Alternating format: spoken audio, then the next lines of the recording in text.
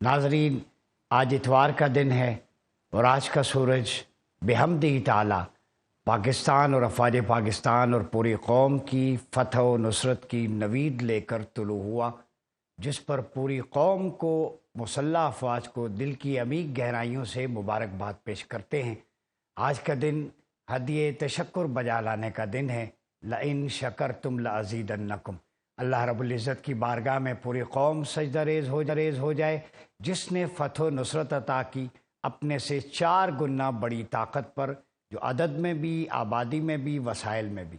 और बिहम्दिही ताला हमारे जरी जवानों ने जिस अज़्म से मुकाबला किया वो काबिल दीद भी है, काबिल तहसीन भी है।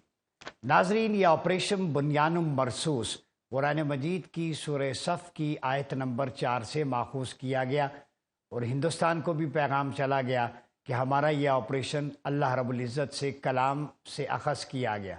ये आयत मैं आपके सामने पढ़ देता हूँ। इन्नल्लाह युहिब्बुल्लज़ीना युक़ातिलूना फ़ी सबीलिही सफ़्फ़न कअन्नहुम बुनियानुम मरसूस।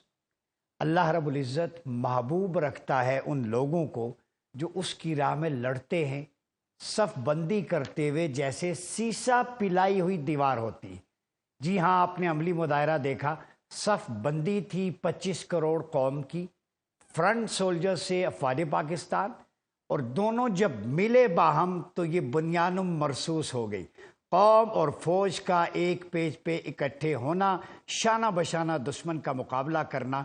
बुनियानुम मरसूस की कुरान मजीद की अमली तफसीर आपने पाकिस्तानियों देखी है, वो आपने रकम की है। अल्लाह रब्बुल इज़्ज़त की आयत का अमली मजहर आप हैं, अफवाज पाकिस्तान के जवान हैं। आप लोग जिस हिम्मत से, हौसले से लड़े हैं यूनाइटेड होके, इसमें बहुत सारे पॉजिटिव्स हैं। साइबर सोल्जर्स पाकिस्तान के, वो अवाम जिन्होंने सोशल मीडिया पे इंडिया के फॉल्स प्रोपेगेशन को बेनकाब किया और बिहम्दिही ताला सब्र व तहम्मुल से सच और यकीन फैलाया।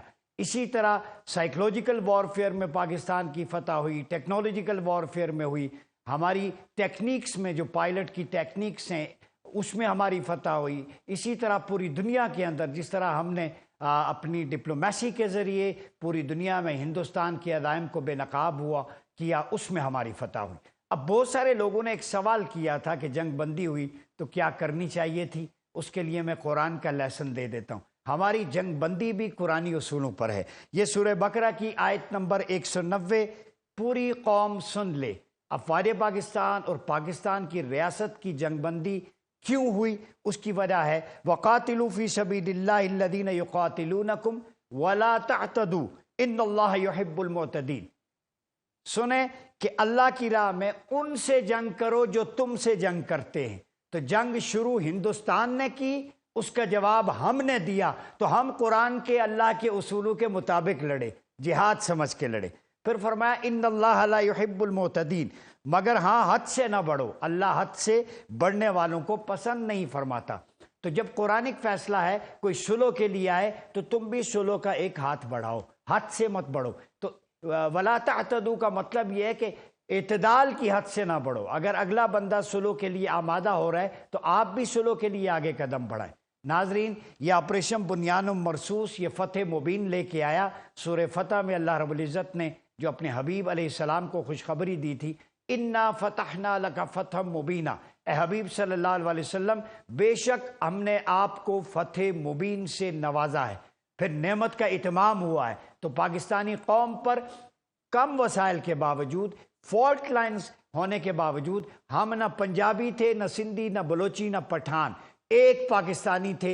एलाए कलिमतुल्लाह पे, ला इलाहा इल्लल्लाह मुहम्मद रसूलुल्लाह, जो मदीना सानी की बुनियाद है, उस कलमे की हिफाजत के लिए खड़े हुए। अल्हम्दुलिल्लाह साबित हो गया कि जब हम अपने डिफरेंसेस बुलाकर अल्लाह रसूल के नाम पर इकट्ठे हो जाते हैं तो दुनिया की कोई ताकत इस कौम को शिकस्त नहीं दे सकती।